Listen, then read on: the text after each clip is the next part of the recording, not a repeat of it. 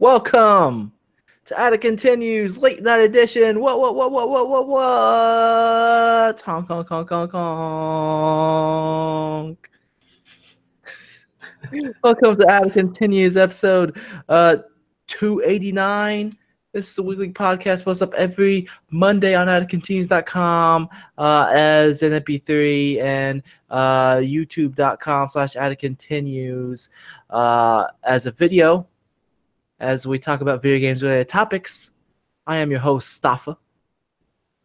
How you doing? Y'all know who it is.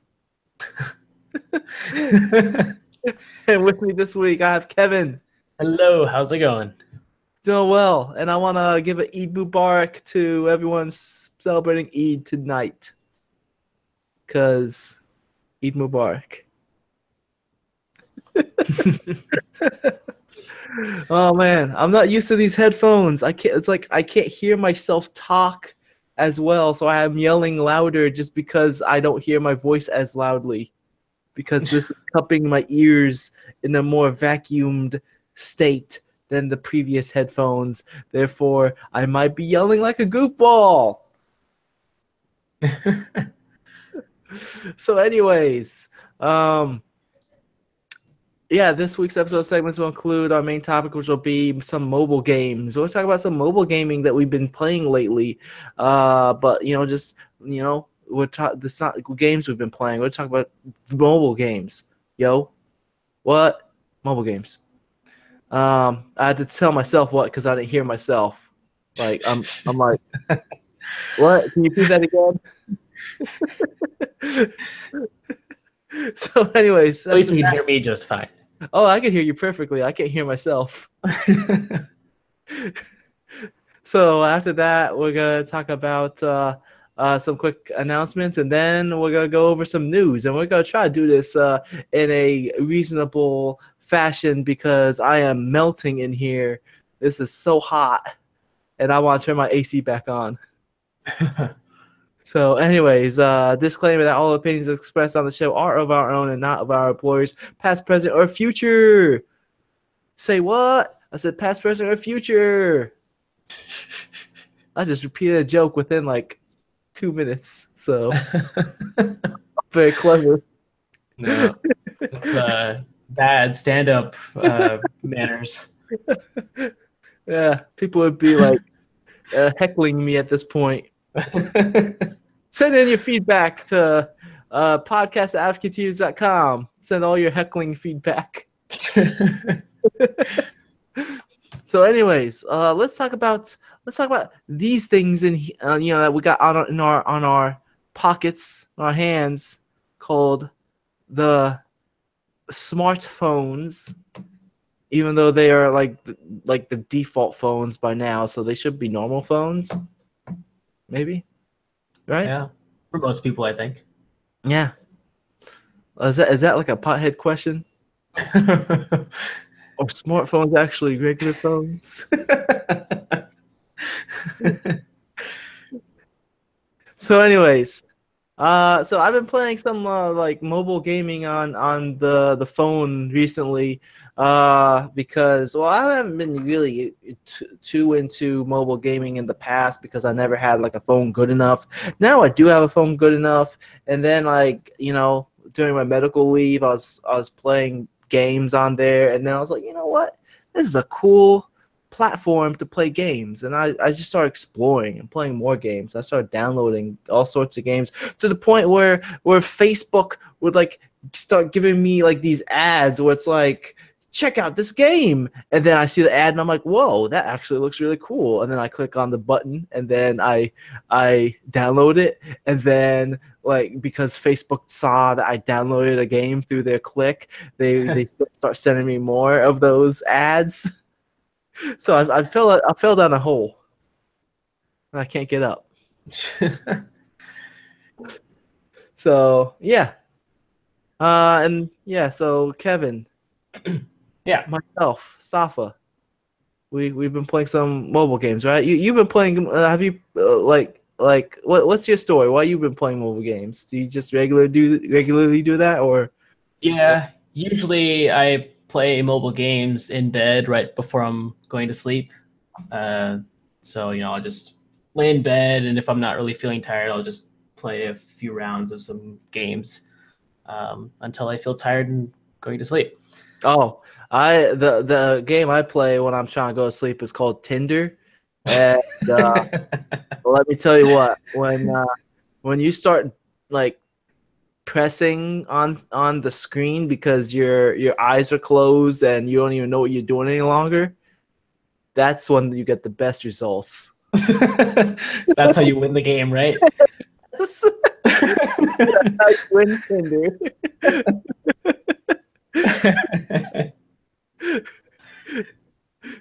So yeah, I mean, like, what was it, like 2 or 3 weeks ago? Oh man, this is so much better when I have only one of my ears cupped and I can hear my voice. This is amazing.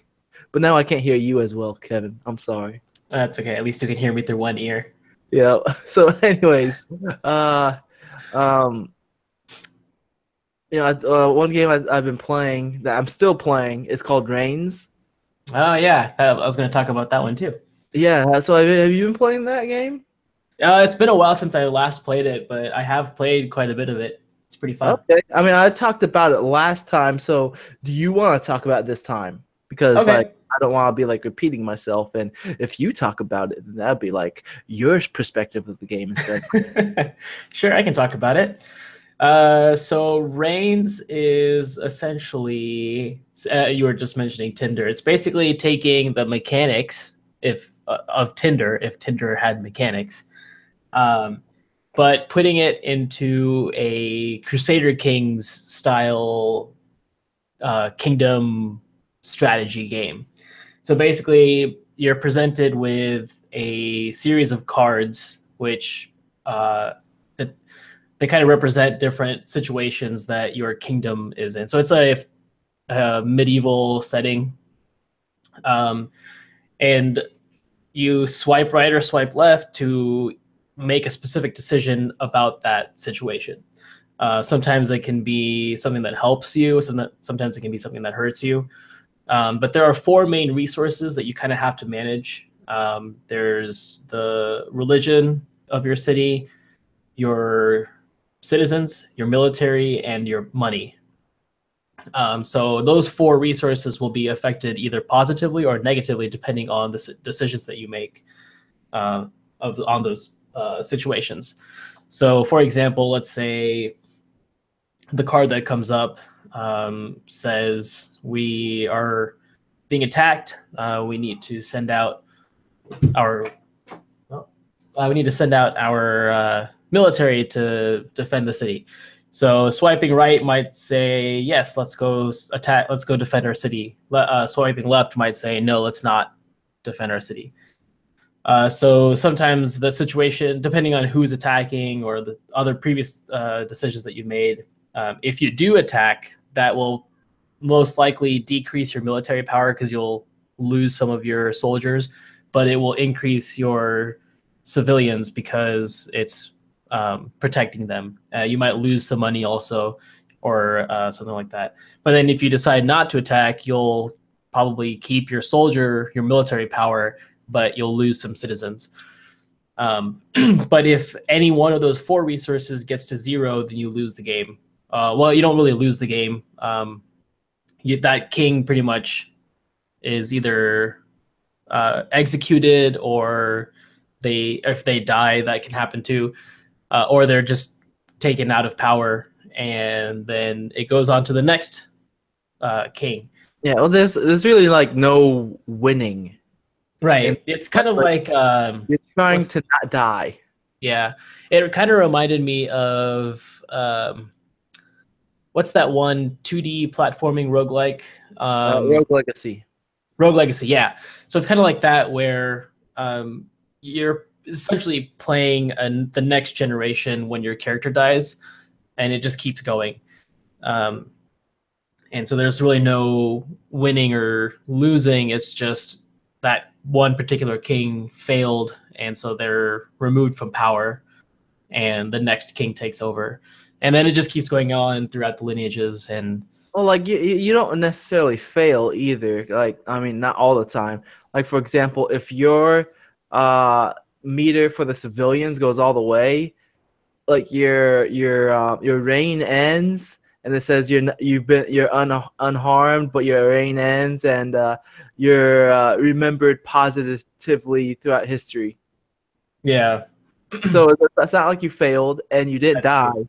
but like your reign has ended. Yeah. So it's pretty cool, and it's like a really simple mechanic. You're just literally swiping right or left on these cards, but the situations can put you in. You can basically have situations where it's really difficult to make a choice because you might not know what will happen next, and you'll never know what happens next sometimes because they're mostly randomized. But if you get too many things in a row that affect one resource to go down, then you kind of lose. Like you were saying, there's really no win or loss, but you might have that situation in your head as a loss. But it can just put you in a tricky situation if you don't play your cards right. Hmm. But yeah, it's really cool. I like it a lot. Yeah. Like what do you do when Rex wants your attention? I always swipe right. Swipe Always right. swipe right for Rex. Rex will take you to the best situations ever. Mm-hmm. Never tell Rex no. In fact, I never told Rex no. I don't know if telling Rex no would even do anything. I don't know. Maybe I'll tell Rex no one day, but then I'll miss out on what happens. Yeah. You got to experiment with different things, different scenarios. I don't know. I don't want to miss out on whatever Rex has in store for me because those are the best. Don't want to miss that. But yeah, it's really fun. I mean, like it's. I mean, it calls itself like a political simulator, which I guess that's like the best way to describe it. It's also kind of roguelike-ish. Yeah, it's kind of roguelite likey. Roguelike. Yep. Yeah, maybe. I don't know. Either way, like it's really fun, and like the one thing I kept praising about the game when I was talking about it was the fact that it's just like, a $3 game. Yeah. That's it. Like you just pay your $3. You get a lot of fun out of it. You don't have to there are no ads or no microtransactions, no nothing. You pay $3 and that's the entire game. And that's those I don't know, like I want to see more mobile games where you just like pay your few bucks and that's it. Yeah. Actually, I think all of the games that I have on my list are paid games that are usually under $5. Oh, nice. And the nice thing is that a lot of especially with Reigns and some other games I'll mention, they have a lot of replay value. Oh yeah, Reigns has a lot of replay value. Yeah, because you can just keep going forever and ever, and you might see some repeat cards, but they don't happen that often. Like I don't know how many total cards are in the game, but there are enough that if you see one coming up again, it's probably not going to be within a few play sessions. It'll usually come around much longer than you might think. And so there's quite a lot of variety in the situations that you're put into. And even if you are presented with the same card, sometimes it can be followed up. I mean, mostly it'll always be followed up by something different, or will be a follow up to something different. So it won't always put you in the same scenario because your resources will always be at different levels, and you always have to think about different ways of managing it. And sometimes you have to make decisions that you don't personally like. Because you have to and having slavery used within your kingdom. It's like, I would never do that in real life, but in this game, for me to avoid dying because the meter is about to deplete. Yeah. Sometimes you just got to do what you have to do to stay in Yep. power. Yep. I guess I'm gonna be the enslaving king, and Or it probably will name you that, the enslaving king. yeah, or I mean, you can always do the thing that makes you lose your power for the greater good, and then it just goes on to the next king. Well, I think they keep it genderless, so king or queen, whatever you want to No, be. I think it's always king. Oh, it is? Okay. Yeah. All right. Man, I'm gonna blind myself, but I look better on the camera like this. This makes me look so good, but I am gonna go blind. As long as you're not looking at the sun, you'll be fine. Yep. All right. Yeah. Like Reigns, awesome game. One game I started playing recently that I've been having some fun with that is Titanfall Assault. Oh. Yeah, I don't think I've heard of this one. I think we talked about it on the podcast, like in the news, that it was getting announced. I don't know.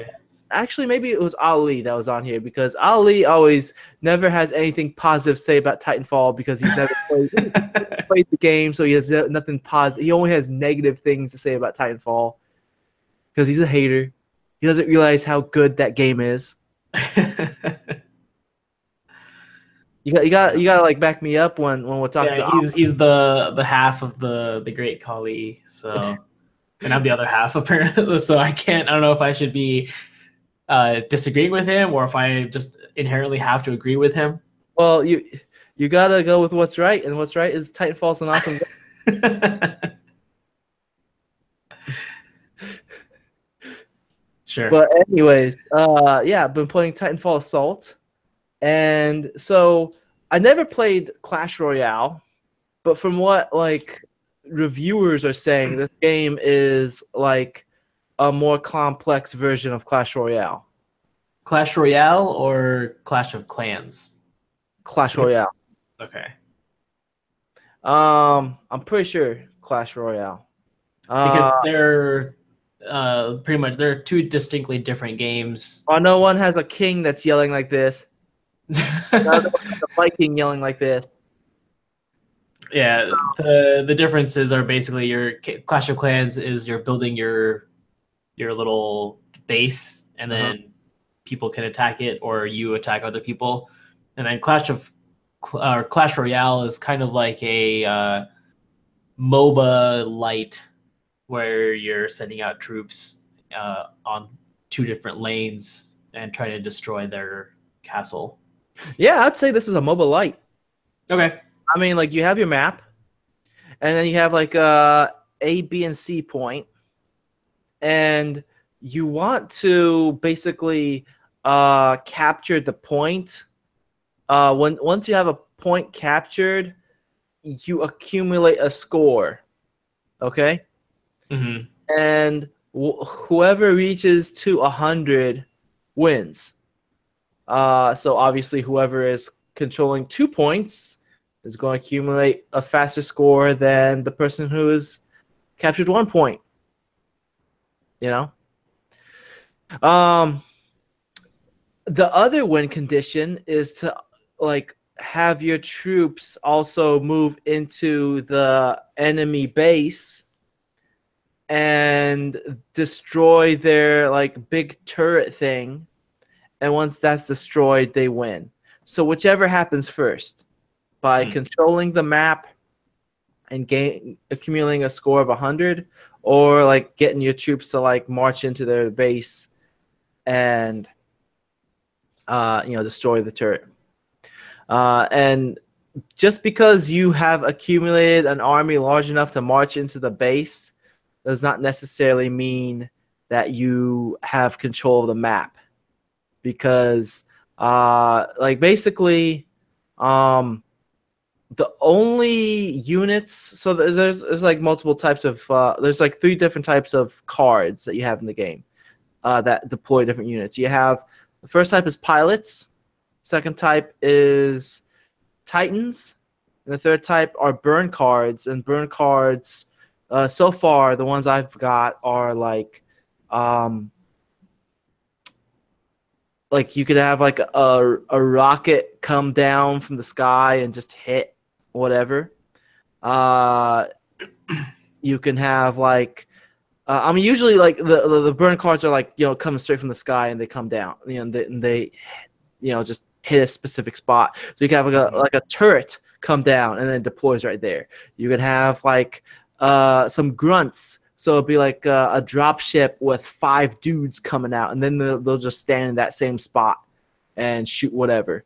Some rocket launcher dudes, they'll come down, deploy, and they'll be on that spot. So those are the burn cards.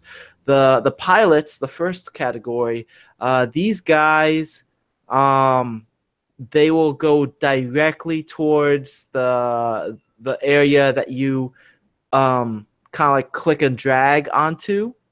So if you click and drag to point A, B, or C, like wherever it is on the map, they'll go directly there because if you recall in the actual game Titanfall, the pilots are able to go onto areas that the other units cannot because they have parkour and the jetpacks. I see. So they can they traverse over the buildings. So that's why they go straight to wherever you tell them to go. That's cool. Unlike the grunts who cannot climb and parkour, and the Titans who, are limited as far as where they go because they're due to their size. Yeah. And then the Titans, even though they're the second on of the unit types or the card types, they are the last ones to unlock because they are not available until like a minute into the game. And then once you get them, a minute into the game, you deploy them onto only an area that you have captured. So either A, B, C, or your base. And then they basically just start walking through the lane. And they just mow down and attack anybody that they encounter while walking through the lane. And if you have like a ton of Titans, like 5 Titans, I've never seen 5, like maybe let's say 3 Titans and like a pilot and whatever, they'll just start walking down the lane, help mowing down all the enemies, which will help you capture the last point if you haven't captured that yet, because they're going to come down and kind of clear house. And if they are still alive, they'll try to get to the end, and they'll start attacking the turret at the very end. I see. So that's kind of like the MOBA light aspect of it. The fact that, they're traveling down a lane, and it's the strategic aspect of it is basically resource management, because you have like a bar on the bottom that's refilling, and it fills up increments. So like 2 increments are, it costs you 2 increments to either purchase a pilot or burn card. It costs you 4 increments to purchase a Titan. So, you have your resources, you have the placement of where you want to deploy your units, and on top of that, it's like whether which unit do you want to use, because like the burn cards are more defensive, because it'll drop a turret or a group of grunts, the 5 grunts, and they're just gonna stay there in that same spot. They're not gonna walk down the lane. They'll just stay there. So if you want to put them near a control point. Pilots are more offensive, because once you have them go to a control point, then they'll start going down the lane with the other units. Hmm. And um, Titans are like the most offensive since they're big, have lots of armor, have lots of health. I mean, sorry, lots of armor, and they do a lot of damage, and they'll just keep going. They won't stop. Yeah. I mean, I guess that it can be kind of defensive if you put them closer to your base, but yeah. So that's you gotta like manage what you want to do. You want to like try to hold on to the control points. Do you need some titans? Which units do you want, etc. And then matches are really fast because you're just trying to get to like 100 points or destroy the other person's base. It's a mobile game, so they want to keep it fast.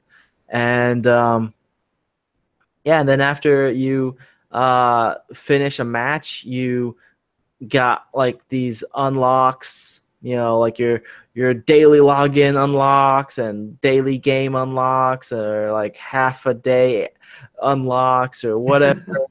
Like, they want you to keep coming to the game, so they want you to like get these unlocks. Yeah. And I haven't spent any money on it. I don't really plan on spending any money on it. But you upgrade your units, like the Ogre Titan, you've upgraded to level 2. Now it has more health. But like every time you upgrade, you have to like it's really weird. Like you have to gain experience points to upgrade it, but then after it's like it says, upgrade to level 2, you have to like purchase the upgrade with coins, which you either get through playing the game or spending money. Hmm. So you don't, I mean, like so far, like, playing the game, I've only played it for a few days now. It seems fair. I mean, I haven't played against other players yet. I've only been playing against the bots, but it seems like, I'm able to play the game and have fun without relying on spending money. And the game is published by Nexon, so Nexon, they're pretty big when it comes to games with microtransactions, whether it's PC Yeah. or mobile. Like Nexon has like a lot of MMOs, and they have a lot of mobile games. So I mean, like, I'm pretty sure they know what they're doing at this point. For them to be such a big company and be around for so long at this point. But yeah, I mean, it just seems fair. It seems like it's hitting all the right notes for it to be a Titanfall game, because it has like all of the units, all of the Titans, all of the like the grunts and everything. They're from the game. They are Mhm. there. They're from the actual game.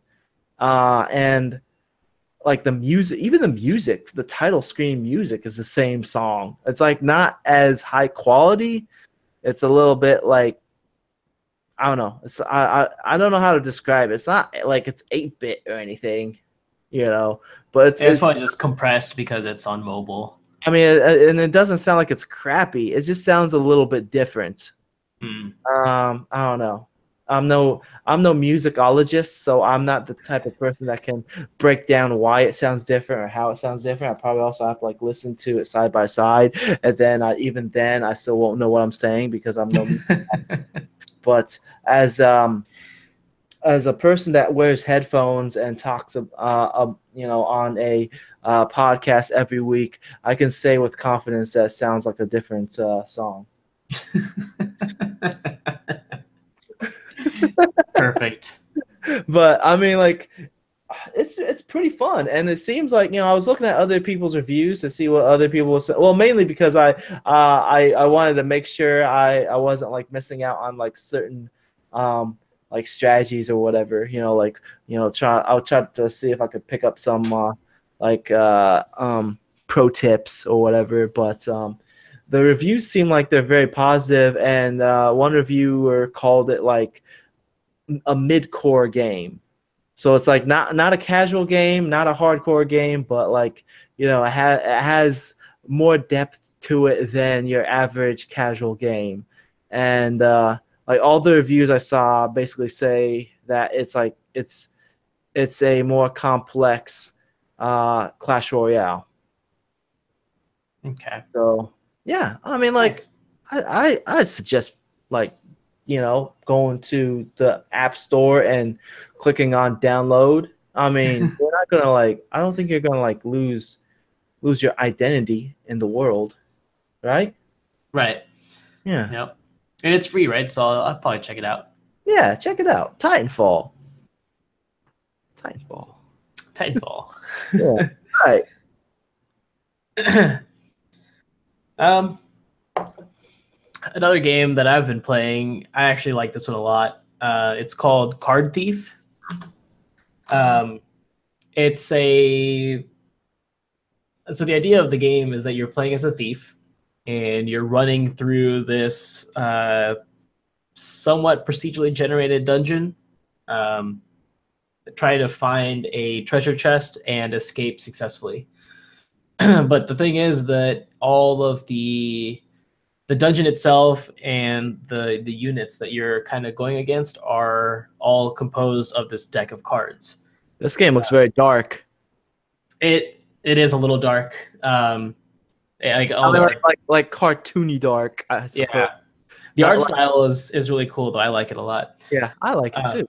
Looks pretty cool. But so when you're playing this game, you have a 3x3 grid where all the cards are placed. One card spot is always going to be your character, and the other 8 spots are filled in with various things that you come across. So they could be enemy units. They can be doors that are locked. They can be torches that light areas around them. There can be traps. Sometimes you can even find like a barrel to hide in, so you can increase your stealth. And then there's various types of units that you have to go against, and each one has their strengths and weaknesses that change how you kind of plan your route. So your character has a stealth number on the card, and that kind of indicates how stealthy you are. And each action that you take takes away from that stealth number, and if you get too low, then you can get caught very easily. Well, I just want to clarify. So you said that the games that you're talking about, they're like $5 or less. It says it's free. Well, it's free to download, but it only gives you access to the first area, and then you can keep playing that first area. But to unlock actually, no, you have access to all the features, but to unlock with the free version, all the chests take a certain amount of time to open up. But if you want to make it so that there's no countdown timer for the chests and they open up immediately, then you can pay like the donation. It's like $2.50, I think. Oh, it says like it also contains ads. Yeah, the ads are only if you don't pay, but actually I don't think I saw any ads even before paying. I think it was just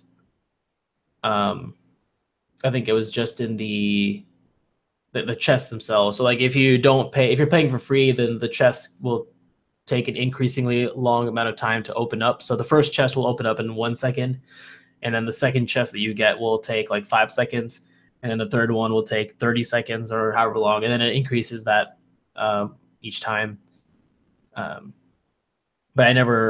I paid for it pretty quickly. I don't know what the maximum amount of time is. Maybe it's like a full day, but I don't know that for sure. So your character has the stealth number, and some of the other cards will have difficulty numbers. And so as you're traveling along these cards to take them out, they subtract from your stealth number. And certain enemies will be able to catch you if your number is below their strength or their difficulty, but only in certain conditions. Like the main guards can only really catch you if you're lit, like if you're in light, and if you're I thought you meant like 20 lit. no. Like if you're illuminated, They can always see you. Bit done.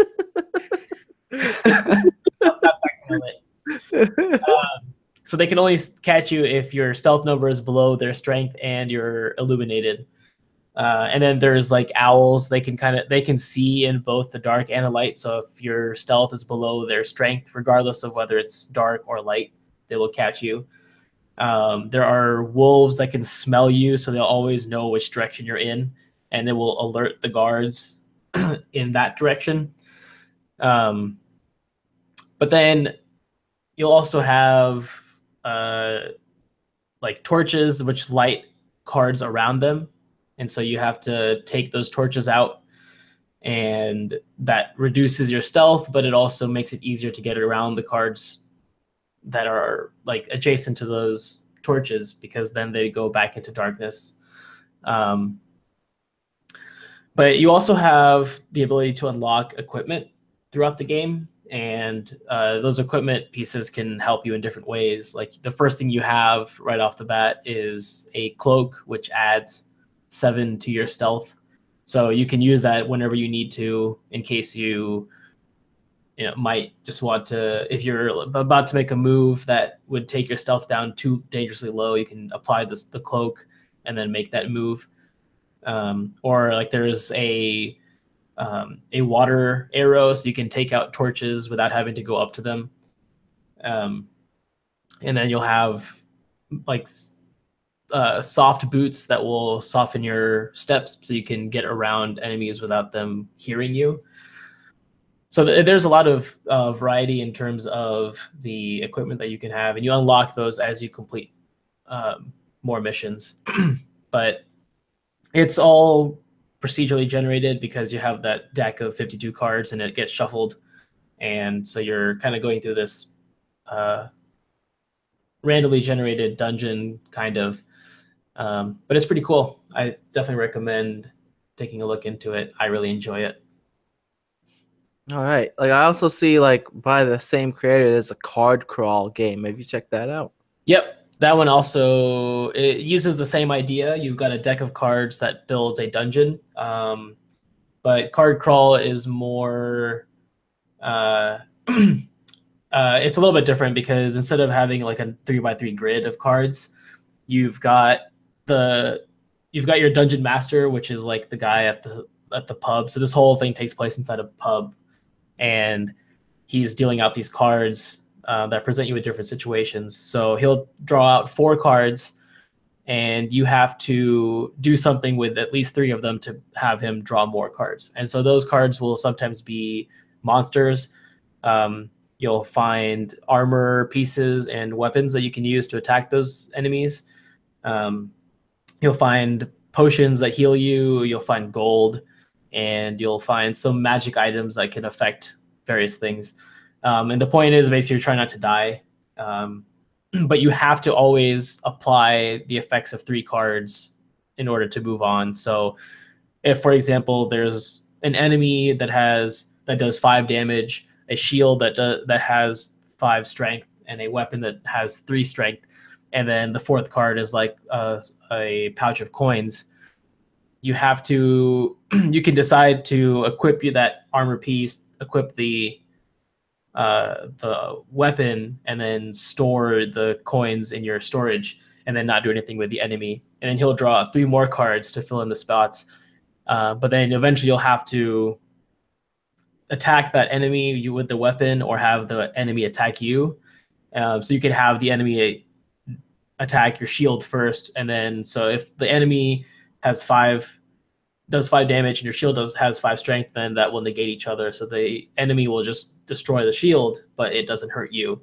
But if, for example, the enemy had 6 damage and you had your 5 shield, then it would do the 5 damage to the shield, destroying it, but then the 1 remaining would carry over to you. And then you basically have different characters with different strength, and so just basically just trying to get through that dungeon without dying. But I like the games that dev makes, because all of their games have like a similar idea of, it's a deck of cards, but they do it in such a unique way that each one of their games is really fun to play, and it's not all the same, which is nice. Now, I remember a game called Hand of Fate. Oh yeah, I was looking into that one recently because it came up on my on sale, I think, and I got the notification for that. Yeah, that was a cool one where like you're like you're with like a tarot reader type dude and like puts these cards on a table and basically he builds a dungeon with those cards and you like Yeah. move from card to card. That was a cool one. But that was a PC game. Hmm. But yeah. One thing I wanted to mention is not just one game that I want to talk about, like, but like just more of a trend that like I didn't expect to be like I don't know. I didn't expect it to still be a very big problem at this point with um like microtransactions like being so in your face with these free to play games. I mean like with Titanfall is so well done that it's not like yelling at me to buy stuff. Yeah. And I tried several games from Facebook, just seeing these ads. Oh, that's a really cool looking game. I'm gonna click on that. It's like, oh, uh this like bullet hell like shoot 'em up game. Looks really cool. Yeah. And there's like this other game, I can't remember what it's called. It's like Hyper Heroes. Yeah, yeah, Hyper Heroes. What's the subtitle? Like Marble like RPG. So like this Hyper Heroes, it looked like I was watching the ad. I was like, whoa, the graphics look colorful and cool, and I really like how this looks, and the gameplay looks really fun. Where you kind of like knock the heroes. So it's like a JRPG that's turn based, but like you knock the heroes and like you bounce them around like marbles, and that's Mm. your attack. And I Oh, was I like, think I remember seeing an ad for that come up for me too at one point. I was thinking that looks really cool. It might be really fun. Like there's like sparks flying and everything, and the graphics look kind of appealing. I mean, it's not like impressive graphics, but like it looks pretty appealing, and like just the gameplay looks fun. Try it out, and like just right off the bat, I'm being barraged with like purchase XP boosters. Yeah, unfortunately, there's like this whole idea around mobile games that they have to be cheap. Anything more than just a couple dollars is going to seem ridiculous for a mobile game. And Mhm. so because of that, most games are free, and then these developers try to make the games either nag you to buy microtransactions, or they make the game not fun without paying for microtransactions. Mhm. Um, or they just make the game like really hard unless you have these power ups or these boosts or things like that, and you only have limited uses, or you could buy more. Um, and a lot of, I mean, it's unfortunate that almost every major free game on mobile has that. And some games that I really liked in the past had those too, but either you or they like limit how long you can play because they have energy. Yeah. Like there was one game that I really liked that I stopped playing, uh, but it was called Two Dots. Um, and essentially it's like a Connect 3 type of standard game, but instead of like Bejeweled style where you're moving the pieces on the board, you're just connecting them so they have to be adjacent, up, down, left, right. Um, and you're just trying to match the colors, and it would present you with different challenges as you got through the levels. So like the first set was really simple. You're just connecting the colors. But then the next set would introduce like pieces on fire, and if every turn the fire spreads, and that reduces how many points you can get total unless you take out the fire by removing the pieces around it. Um, and then the next set introduced ice pieces where you had to actually hit them multiple times to break the ice first before you could take out the dots. So I mean, it was a cool idea, but that game had an energy meter, so you could only do like 5 rounds or 6 rounds at a time before you had to wait for that energy meter to fill up again. And it was like it would fill up 1 dot of your meter every 2 minutes, and every time you played a game it would take out 5 dots. So like you had to wait 10 minutes before you could fill up 1 game's worth of dots or something like that. Or you could go and buy energy packs that would instantly refill your energy. And so I kind of got frustrated with that and just stopped playing. Yeah. And it's typical of most of the Facebook social games that have been around and these mobile games that are being pretty popular. I mean, like that Hyper Hero game, like I thought the gameplay mechanic with the basically using the heroes as marbles that you're flinging around, I thought that was like a really cool way to implement JRPG on mobile platform. But like just being barraged with every loading screen saying, "Yo, get these XP boosters, we got them." It's like, like after 2 battles, I was like, I'm tired of seeing this loading screen. I mean, like there's like a statistic that people see like X amount of advertisements within a given day. I want to keep that number low for me. I don't mind advertisements. Actually, this is probably going to get a bit philosophical, so I won't go too deep into it. But I don't personally have anything against ads. What I have an issue with is when ads are deliberately in your way, or they reduce the experience of something. So, I mean, like a lot of these mobile games, they will make you watch a 30-second ad before you can move on, and that's really disruptive.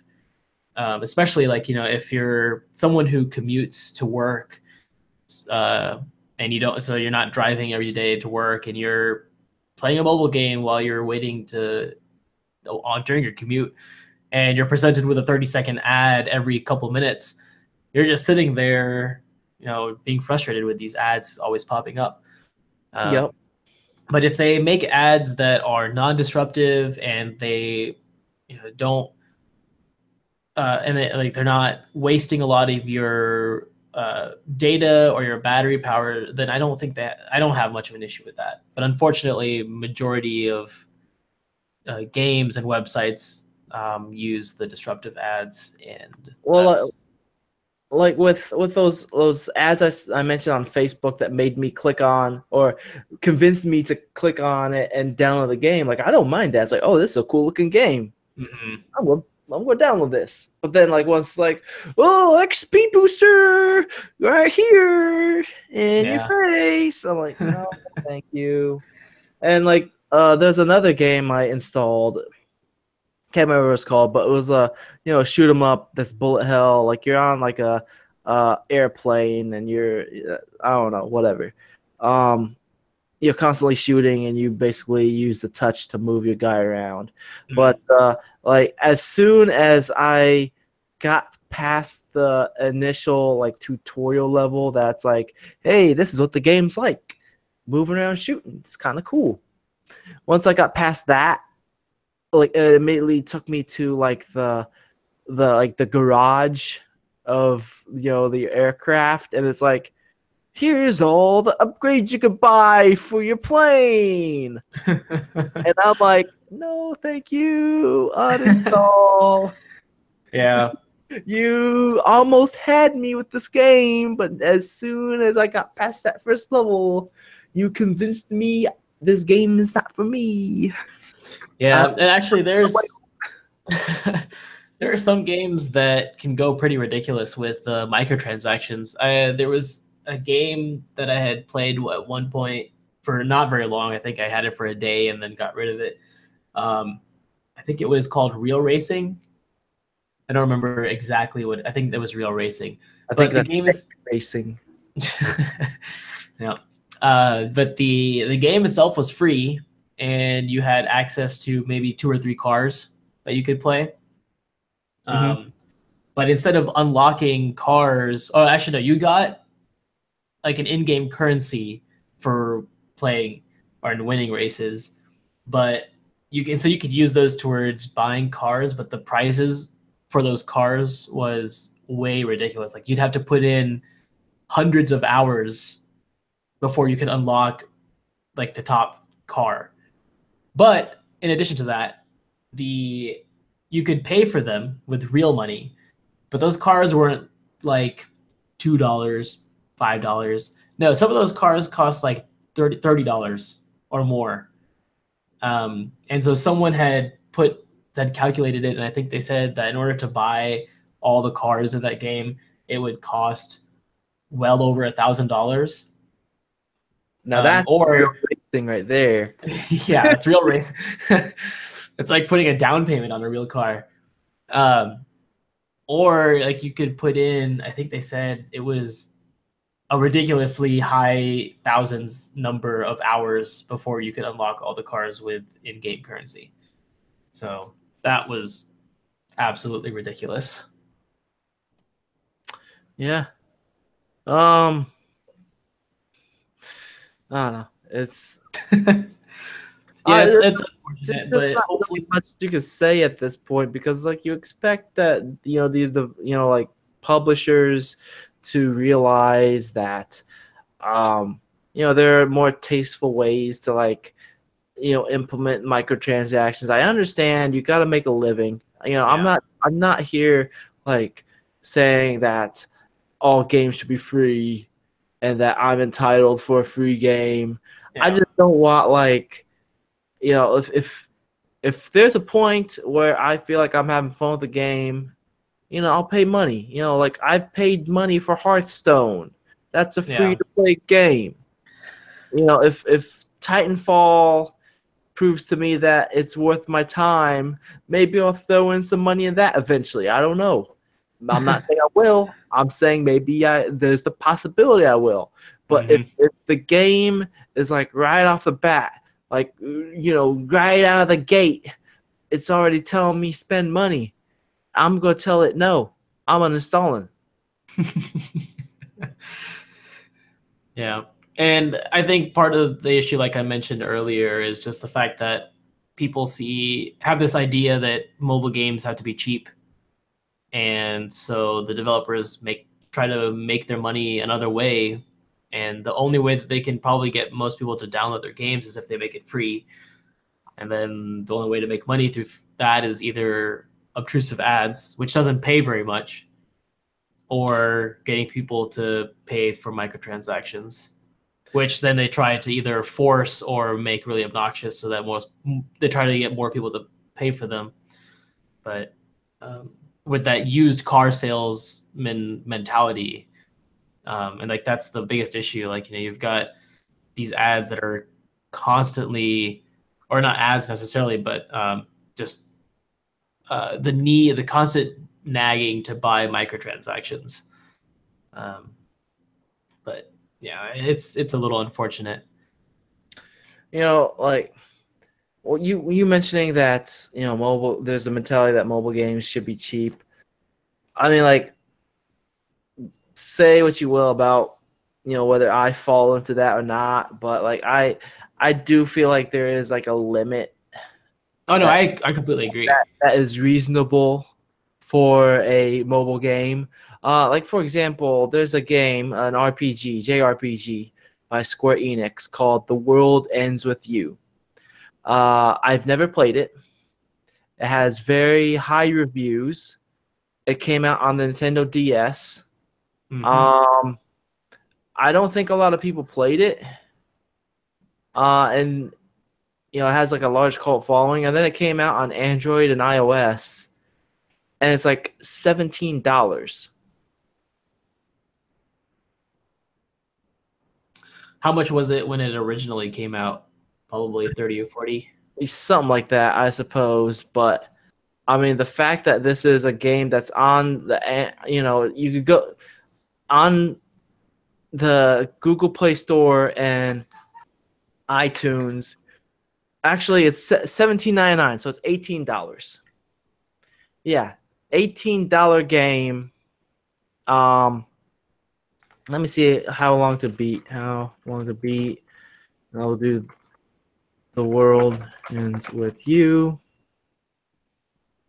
Yeah, it's still $18. Holy crap, that's a long game. This main story. So main story by itself with no extras, 25 hours. Yeah. So I mean, like it's So something I mean, like this. I guess big game, there's that value. Like if someone were to pay $30 for this on DS, uh, this is actually not that bad of a value, especially if this game is still being sold on DS for $30. oh, this is an old game. Yeah, I remember when it came out. It was a few years ago, and it would be nice if they reduced the price. I mean, it But came it's out Square Enix, first of all. It's 2007, so that's 10 years ago. it's been over 10 years now. Oh man, it's actually a little longer than I Yeah, thought. and on top of that, like Square Enix is not like a stranger when it comes to selling cheap games on mobile. They have the Go series. They have Hitman Go, Yeah. Lara Croft Go, Deus Ex Go, which Hmm. all of them got very good reviews. They're great mobile games. They're cheap. Sometimes they go on sale for like $1, and they're fun games. Why do they have like this other game that's $18? So It's 10 years old, over 10 years old. yeah, at this point, I definitely agree. The price should be lower because it's now 10 years old. But if this was closer to its release day, and the DS version is selling for 30 and this one is selling for 18, maybe 18 is still expensive, but I don't know. I think that if it's offering the same experience as the $30 or $40 DS game, then again, if it was at closer to release day, then I don't know if this is necessarily that bad of a price. I mean, But like for 10 also years old, definitely it's not. this game has been out on mobile for at least a couple of years. I mean, it says here on um, the Android, Google Play page, it says last updated December 13th, 2015. Yeah. So, 2 years ago, this was last updated. So whether that was like, whether they last updated on the release date or not, I mean, even if you say, okay, they last updated on the release date and they never updated it since then, it's at least 2 years old on mobile. So why is it still an $18 game? And it's on. Aside from that, it's a over 10 years old on just period. Yeah. Yeah, I think if this had been below $10, that's probably would have been better, but especially for a 10-year-old game. Yeah. You got something you want to talk about? Like any games you want to talk about? You ready to start moving on? Yeah, I think we can move on. One more game I want to talk about. This game was like hardly even a game. You want to guess what it is? I You'll never guess. I I bet you'll never guess. I have no idea. You do have no idea. It's Tamagotchi. It's hardly even a game. I spent 99 cents on this. And like the thing is, like I don't know, for some reason I was kind of expecting like a new experience with Tamagotchi, but like it's literally like a Tamagotchi emulator. Huh. Like it's straight up like those little Tamagotchi toys. It works exactly the same. Like you have to like click the buttons on, like it has a picture of the whole like clicky thing, and it has like the buttons on there, and it has like a little LED screen in the center. You have to click the buttons, and like like the interface is just so bad because there's 3 buttons. So it's like one button cycles through the options, the other button selects the option, the third button cancels, and like that's just stupid. Like for some reason I was kind of expecting like maybe like I mean I saw the screenshots. I don't know why I like, I don't know, but like I was kind of expecting like maybe like, oh, I could have like this little Tamagotchi like going on and living, and I can like poke it every once in a while and do something, and then whatever. But no, it's actually super annoying because like if you want to live, you want notifications on, because otherwise it's gonna die. So I keep notifications on, and like every like few seconds, I have my phone on my desk at work, and then it's like and it's like your Tamagotchi's calling for you, and I check it, and it's just like it pooped, and then so I click it, so this like big tidal wave comes and washes it, and then like I'm like, okay, it's done, and then like I don't know, like not even a minute later and it's like, oh, what's going on? What do you want, buddy? I have no idea. I'm assuming you want me to play with you? Okay, whatever. And then it's like, I put it away, and same thing. So I'm like, by the 5th time, it's like buzzing. I'm like, okay, I got an answer for you. Uninstall. I was gonna say, you might as well just uninstall it if it's giving you this much stress. This is like, this is not even like an hour of having it. This is like within a 10-minute span. So maybe less. You got the authentic Tamagotchi experience. Yeah, and like I don't want to not have notifications because otherwise it's gonna die, right? Yeah. Well, that's what the original Tamagotchi did. It would constantly bother you to feed it and clean it and play with it. So yeah, nostalgia. Yeah. Anyways, do you know one thing that isn't a game? But this is supposed to be a podcast about games and related topics, Staffa. Yeah, you know one thing that isn't a game, Kevin? There's a lot of things that aren't games, but it's worth talking about.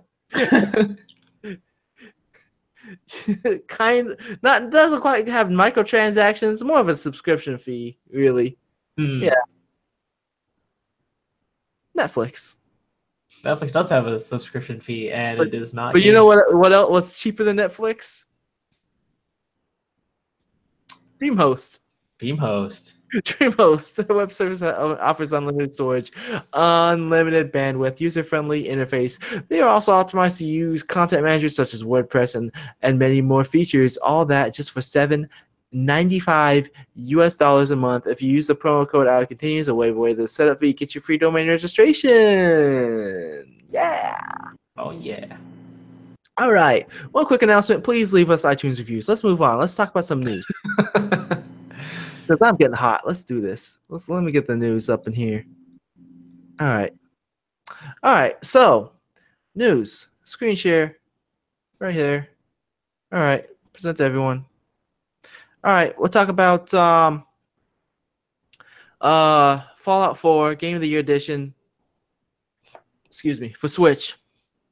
Yeah, not really surprised, honestly, because wasn't that kind of like announced already? I thought it was already announced like during that really bad E3 press conference with Bethesda. I think they only announced Skyrim for Switch. I don't know if they officially announced Fallout 4. It was Skyrim. Okay. Yeah. And then everyone started making jokes about Skyrim on your toaster, Skyrim on your calculator. Yeah. Because you're releasing Skyrim. It's basically the new Doom. Yep. Will it run Skyrim? That's the new great question, $1 million question. Yep. So it's Fallout 4 now.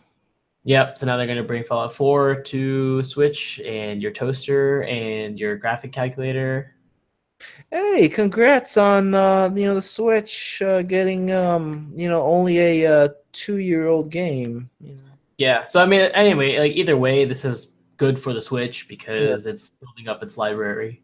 And it's nice to see that a Nintendo console is getting support Yep. from multiple companies, and not just Nintendo. All right. Speaking of Fallout 4, Yeah. So this is super infuriating, actually. yeah, So Bethesda is reintroducing paid mods, and Fallout 4's latest update for PC introduces the Creation Club, which is Bethesda's platform for distributing and purchasing mods for Fallout 4. But one of the things that's really, I don't know if this is a bug with the game or if this is intentional, it's a feature. but feature. Uh, Essentially, what's happening is everyone who, so if you're on PC and you have Fallout 4, there will be an update that downloads like a 2 point some gigabyte download. And essentially what it's doing is it's downloading all of the actual mod files that are on Creation Club for Fallout 4, and it's storing them on your computer, but they're locked because you haven't paid for them, and they're still there even if you don't intend to use them. So they're just taking up space, even if you never intend to use them or pay for them or anything. You still have them on your computer. So I don't know if this is intentional or if it's just a accident that's been happening. But yeah, Bethesda needs to not do this because that's not very good. I think that's worse than introducing paid mods. Just if they're like especially if any company is going to make you download DLC and take up space on your hard drive or SSD for DLC that you never intend to pay for or never intend to play or just don't even want to own at that point, that's not a good system. There's no point in taking up someone's hard drive space and their internet bandwidth and all of that just so that you can store those files on their computers. But this is just doubly bad because it's mods that are necessary that you have to pay for to be able to use. Hey, Kevin. Hmm. You remember when Bethesda made Morrowind? Yeah. Did at any point while you were playing that game and you were getting lost in the land of Morrowind, at any point did you ever think, man, I can't wait for this company to continue making more games in which I was always excited for which the features start declining and they start downloading stuff that I have to pay for onto my I was excited for this day to come. I was sitting there playing Morrowind and I was like, I can't wait. Can't wait until Bethesda does this. Can't wait until they start simplifying the gameplay. Yeah. And downloading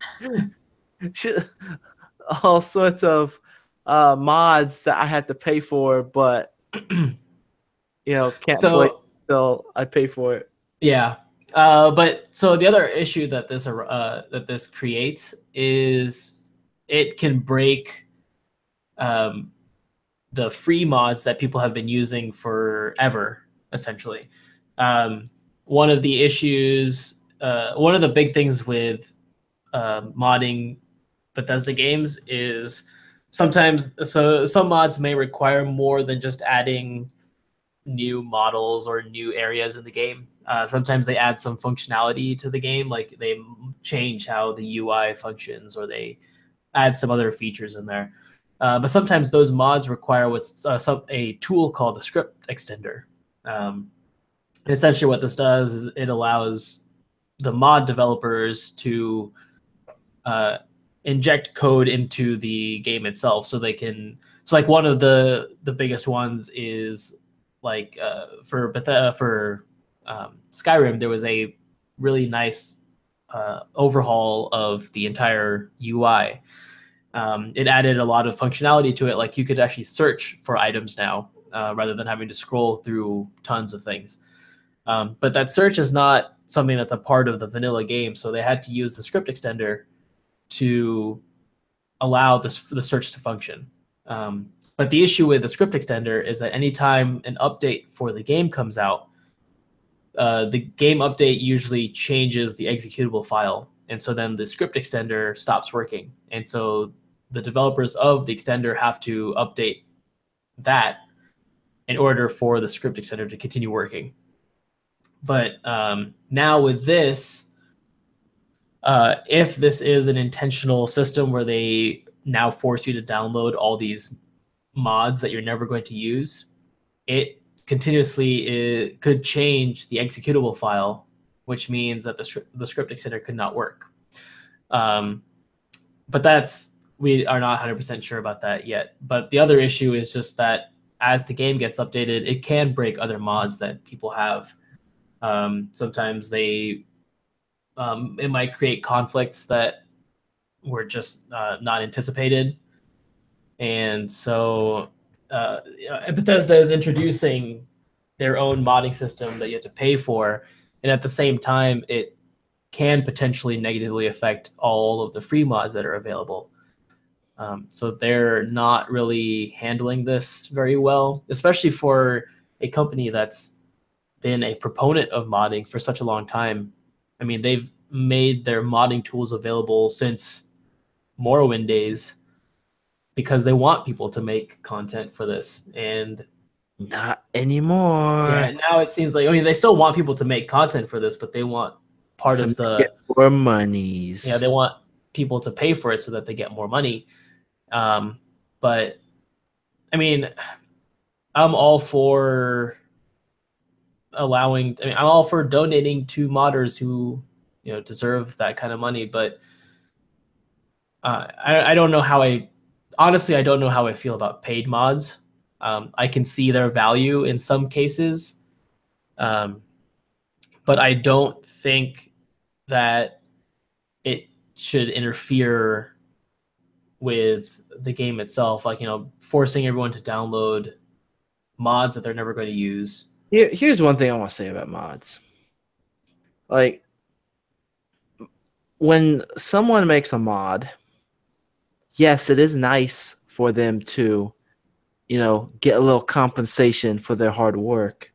Yeah. But at the same time, like, when people make mods, they want, especially if it's a really well-made one, they want as many people to experience it as possible.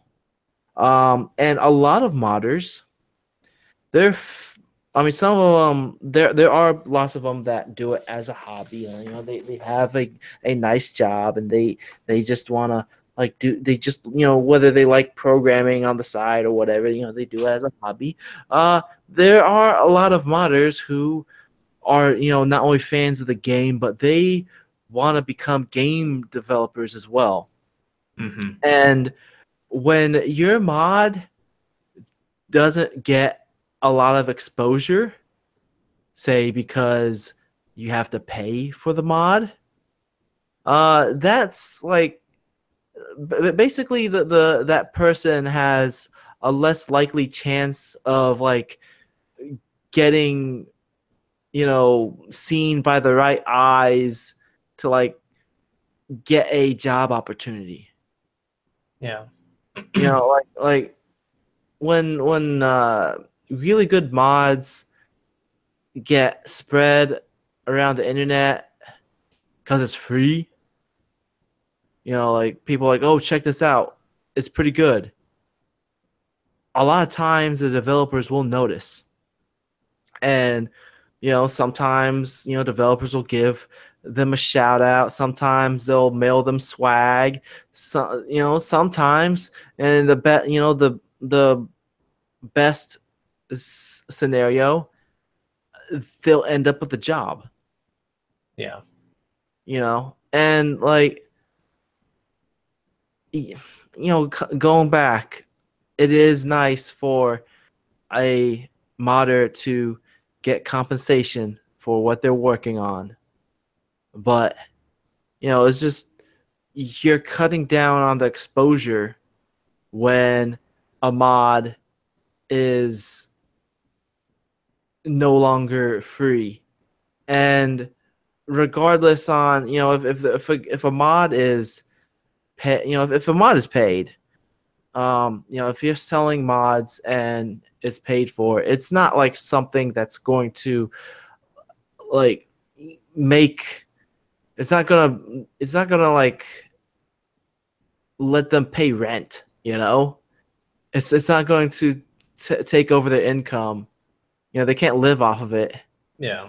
It's always going to be something that's like a few extra dollars to, some spending money here and there. So, is it really worth it to, you know, take away the exposure for some extra spending money? Yeah, and on top of that, this whole I'm not the one who has the answer. yeah, on top of that, this whole paid mod system really, from Bethesda's point of view, this has nothing to do with providing a monetary income of some kind for the modders. This whole system is solely for Bethesda making money, because people are making content that makes their game essentially have a longer shelf life than it would have without those mods, and they feel like they are. I don't know if I don't know if this sounds mean or wrong, but I guess they feel entitled to those profits of the fact that their game is played longer than it normally would have been without those mods. But none of this in any way has the modders' interest in view. And I don't even think modders actually make that much of the cut from the content that they make. I think Bethesda takes more than a 50% cut, which Nice. I don't know exactly how much it is, but I have a feeling it's not fair for the modders. Yep. But yeah. All right. Let's move on. Let's talk about Windows 10. Mixed reality headset are coming on October 17th. So that is next month. Tell me about this. I thought this was interesting just because VR is kind of in a interesting place right now. It's not necessarily doing extremely well, but it's also not necessarily doing poorly. So it's cool to see another VR headset coming into the mix. No pun intended, but yeah, I'm interested in seeing what they can provide with this. But the cool thing with, well, and I don't know if this is necessarily a cool thing, but one of the interesting things about the Microsoft mixed reality headset is that it uses what's called inside out tracking. So it's different than what the Rift and the Vive have.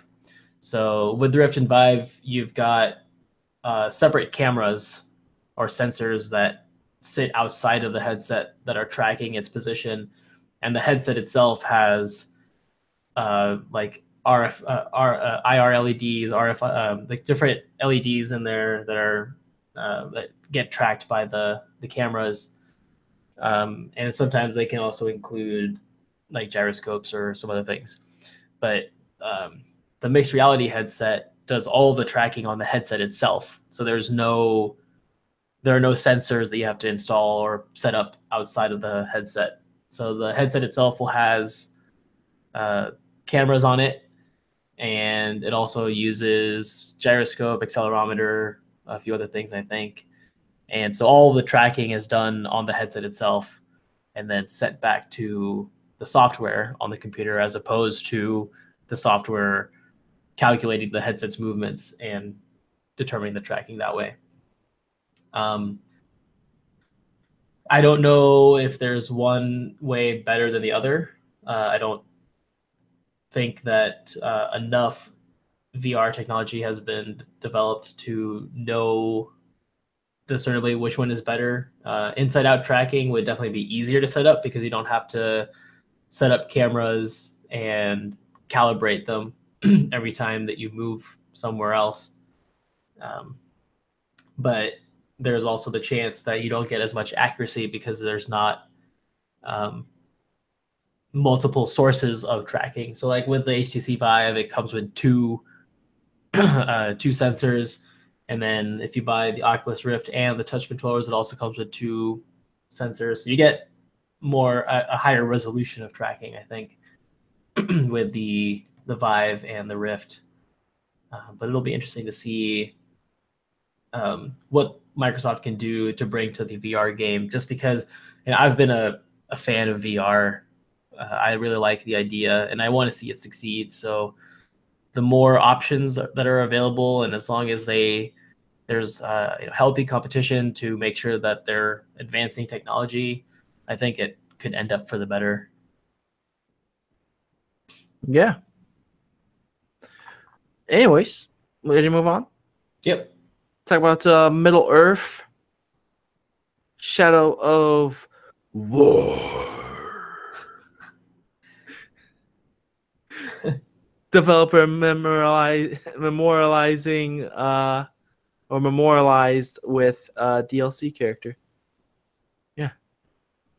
Yeah. So one of the developers had passed away, and they are bringing him into the game. This beautiful looking fellow. Yep. What's his name? Forthog, the Orc Slayer. Yep. Yeah. So it's $5. He's a $5 character that you can purchase, and I think some of the proceeds of those purchases goes to the family as donations to help them with whatever they may need. Yeah, that's great. Mm-hmm. Really great that the team, found a way to, help a friend's family out. Yeah. With their work. Yeah, let's move on. Fortnite to be Epic Games' most successful game, 1 million units sold. Want to talk about this? Sure. So Epic Games announced Fortnite several years ago, and it's been in this state of limbo and I beta. think it's more than years at this point. I think it's more like centuries ago. Yeah, it's been a while since it was first talked about. I think when like Cliff Bleszinski talked about it originally. Yeah. Like that was before like the next week he left Epic. Yeah, it was because I was actually at PAX Prime when they announced Fortnite, and I was at that presentation. And he was like, everything's good at Epic. Yeah, where Cliff Bleszinski was up on the panel, and like towards the end of the thing, they made their big announcement, and it was Fortnite, and they showed this really cool video of what it would look like and some of the features. But that was I don't remember exactly what year that was, but that was a long time ago, 2011, 2012. I think it was like 1947. Like, but the Order 1886, I think that was the year. Oh yeah, that's right. That's when they announced it. You actually saw a copy of the development in the Order 1886. But yeah, so they announced it, and then a week or two later, Cliff Bleszinski left Epic Games, and it's been pretty quiet about Fortnite ever since then, until just recently when they announced the open beta for it, and now it's on its way to potentially becoming Epic Games' most successful game ever. Yeah. Why do they think it's going to be Epic Games' most successful game? I think they're just judging based on how many sales and pre-orders they've gotten. and how many they're expected to project for the rest of the year. Well, I don't know about that because the thing is, like,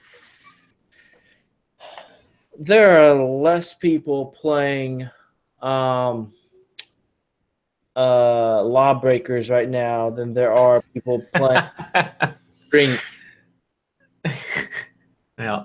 And what I'm trying to go with is, you don't know how good a game going to be. Oh man. Ready to move on? Yep. All right, let's talk about Kanye West. Oh, it looks like you're using an ad blocker. Yes, I am using an ad blocker. All right. Anyways, what's this? That's weird. I was using an ad blocker too, and that didn't come up. But it was just a quick thing that I found. Basically, people who are working on or who are aware of the insides of the game that Kanye West is making, they've said that it's pretty much been in limbo for the past year, for over a year. So I don't know if that just means like it will never be released, or if they're just like we don't know exactly what the issues are. I think maybe Kanye West lost interest, and then once another one of his loved ones, you know, not saying they will, but God forbid if another one of his loved ones passes away, then he'll be like, "Whoop, time to get back to that game business." Yeah. Let's add an extra angel to this thing. This is gonna be the best game ever. This is gonna ascend games and multimedia all together by making an infinite runner where you play as my mom as an angel. Yeah. All right, let's move on. Let's talk about that Nintendo Switch, baby. Oh, yeah. They're ramping up production. They want to have. They're projecting to ship 10 million Switch consoles to retailers by the end of its latest fiscal year, ending in March 31st, 2018. And yeah. You know what would have been nice for them to increase production for? The NES Classic. Yeah. Well, that's NES Classic too. Yeah.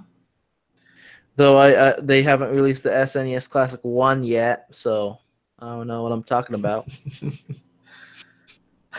So I don't know. Like them saying that they're gonna have enough hardware is like, you know, them like, I don't know. It's like saying that they're gonna also eventually release Mario on Steam. It's likely not. Yeah. Likely not gonna happen. I wonder if that's intentional, that they are always understocked. It's potentially a way for them to gauge interest and also build up like a hype for their stuff, just because, you know, if something runs out, then it must mean that it's very popular. What if, now this might sound like some crazy talk here, but that's what we're all about at Out It Continues, crazy talk. So what if, you know, the people who are like instantly purchasing those pre-orders and then placing them on eBay, what if that's Shigeru Miyamoto? He's actually in charge of this underground Nintendo hardware black market. I mean, like, that's the only thing that makes logical sense, is that if Nintendo is the one that's profiting off the lack of, you know, NES and SNES classics. You know, if you want to just like you know take a deep puff and then think about it, it kind of makes sense, right? Whoa, man. what, what, Total sense. what if it? Yeah, what if it is? What if Iwata who's doing it? Think about that now. What if it's like, please understand, I am not actually dead, but I'm here making mad dough.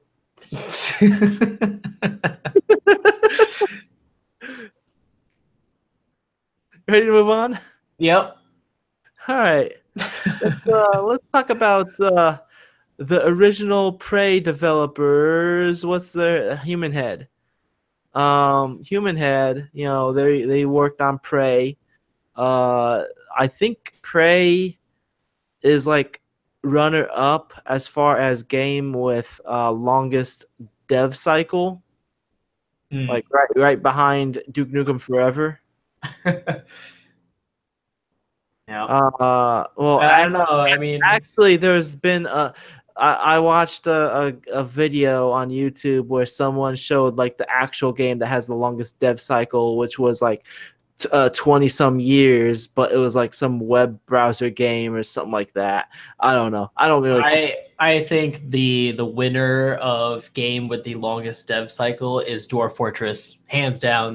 There's no other game that can beat it because that game has been available to play for I don't know almost 10 years now, and it's still in alpha.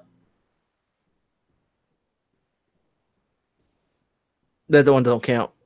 Anyway, so Human Head, you know, they made the original Prey game, which I thought had some really cool things.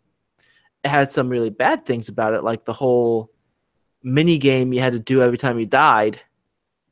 That was dumb. Mhm. But like the overall, like it was a really cool game. It was a good campaign with cool weapons. Yeah, I loved it. So they are working on Rune Ragnarok, which is the sequel to Rune, which is an old PC game. Uh, Came out in 2000, and it was basically like Quake, but um Vikings. Yep. It was pretty cool.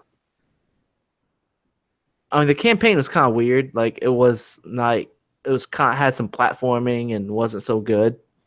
But Mhm. um the multiplayer was basically like third person Quake, and you had melee weapons. I remember it was pretty cool. And like you'd have like I think you'd have if you have like a giant sword on your back, it was kind of like a shield as well. I think I don't know. Maybe I'm making stuff up at this point. Am I making stuff up? Did you play that game, I Rune? never did actually. Rune was nuts. Like you should go back and play it, and then be like, "Whoa, this game is really old." Yeah. But yeah, Rune.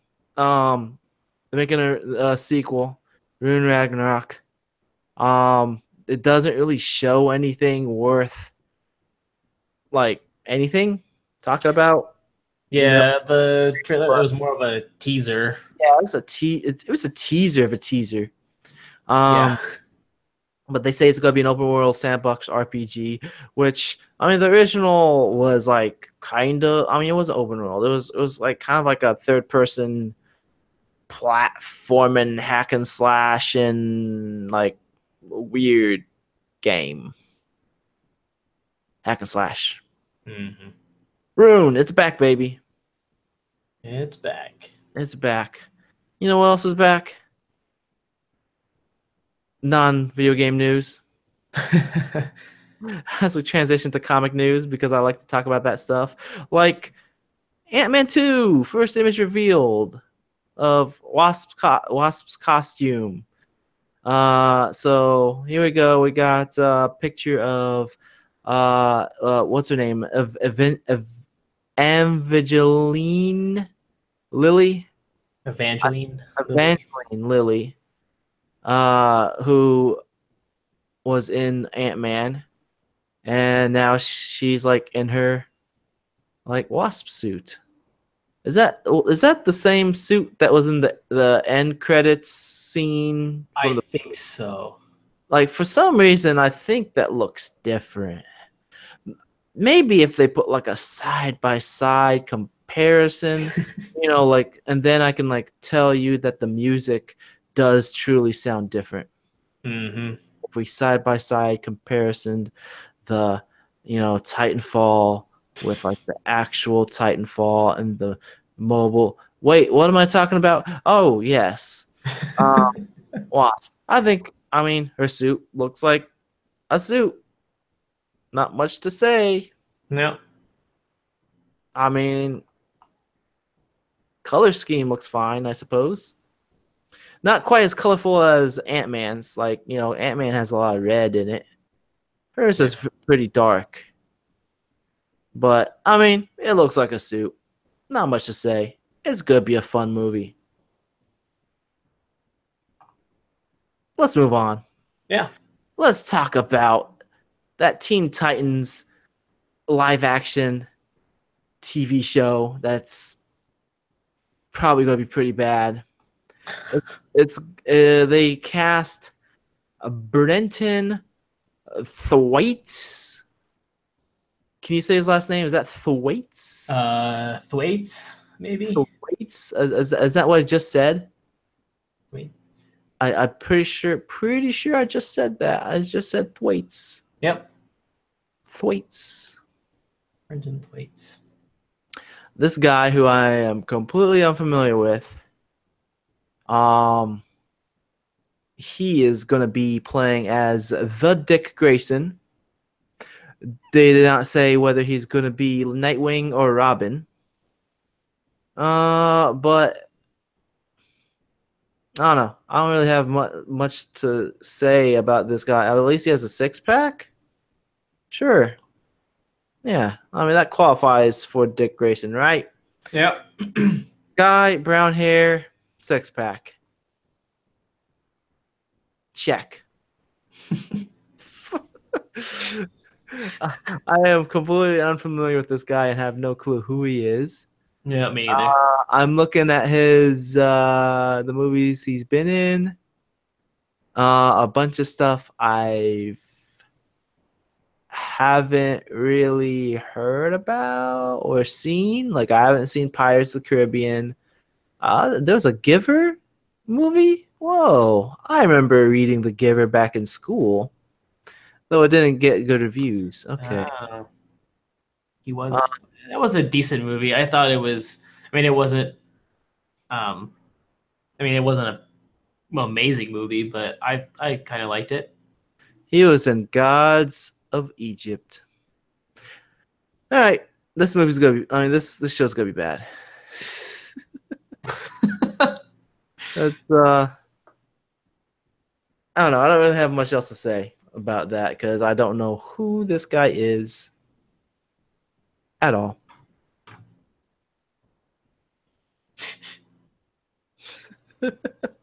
So, anyways, you want to wrap things up? We have no listener feedback this week, but we can have listener feedback next week. You want to know how? I have no idea. You can predict the future? I said, do you want to know how? Oh, I thought I heard never mind. Okay. Yes, I do want to know how. I'd love to know how to send feedback. The way how we can have listener feedback next week is if the listeners send an email to podcast@outofcontinues.com. Whoa. It's free. It's really free. And man, I'm getting tired of like not hearing my voice. Anyway, so yeah. Let's wrap things up. If you enjoy what you've been hearing, support us by liking us on Facebook, follow us on Twitter, leave an iTunes review, subscribe to the Google Play Music. You can contact us by email. That's podcast@continues.com. Subscribe to the YouTube channel. That's youtube.com/shotitcontinues. All those things I just said, they're on the website. That's www.continues.com. You can also give me a tweet. I'm at SayedStafa. That's at SAEDSTAFA. Kevin over here also has a Twitter. His Twitter is over there. My Twitter is at KSTrehan. That's KSTREHAN. I'd like to thank my guest host for joining me today, Kevin. Thank you, Stafa. Thank you, Kevin. And I'm dying the heat. Eid Mubarak, everybody. And with that said, I'm your host, Stafa. And bye. See ya. And if you're watching this on YouTube, click over here to subscribe. Click over there for last week's episode, and click over there for the episode before that. Woo!